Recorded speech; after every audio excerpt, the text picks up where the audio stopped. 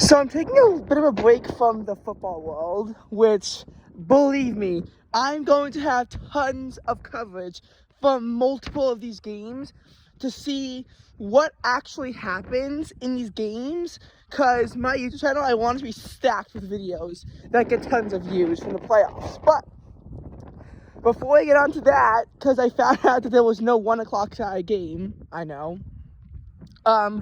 I'm giving a brief video as to kind of just the snowfall in New York, which, yes, is a bit of a sore thumb at this point.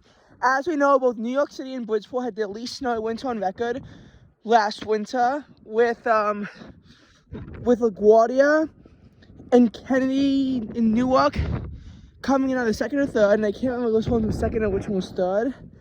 Islip was fifthly snowy, despite its, period of record, because a nor'easter that brought 0.4 inches to Newark and 0.1 to LaGuardia and Kennedy, and nothing to Central Park, actually brought 1.2 inches of snow to Islip. So they got lucky on that note.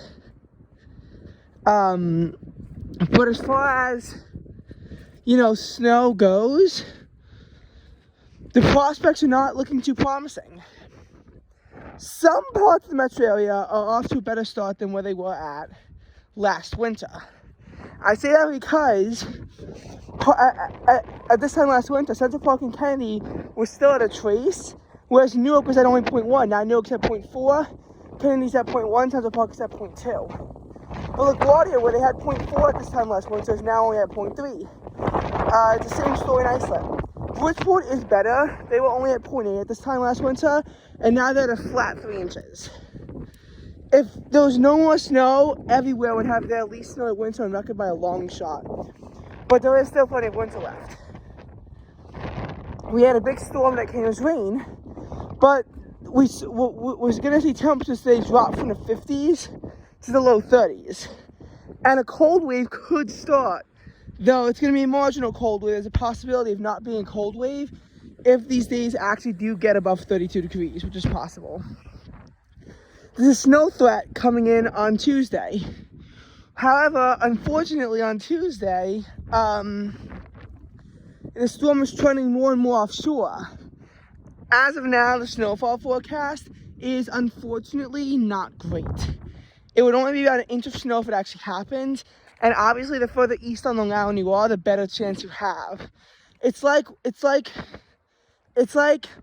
we're in just the worst possible spot between these two storms. I am hoping for a northwest shift, but we've also been shifting southeast, and this is one I can see fading away, even though it's always in the mile shifting north. This could be like the one exception where it actually shifts. Where the one time we actually don't want it to shift southeast, I want it to shift back northwest. It doesn't do that. And it'll be a cloudy, cold day, but just no snow.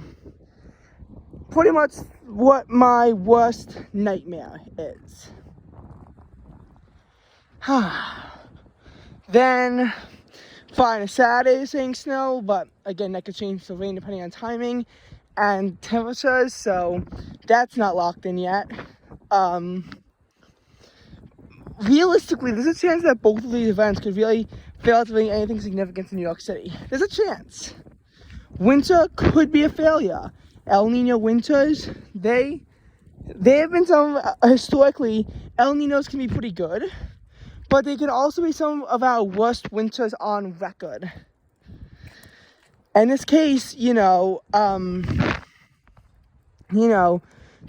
going to be that, in this storm, if there's precipitation, it will snow. It'll be cold enough to snow. The question is, though, can there be moisture actually line up when there's cold air? Friday and Saturday also the chance. Then it gets warm, and people say February can still bring enough snow to bring the winter up to around half of its average. But I personally, I really can't see any confidence in there being something significant. Like, we really need, this is our prime opportunity, and if we can't get them to line up, we might be in for our second consecutive least snowy winter on record and extend to our already historical snow drought.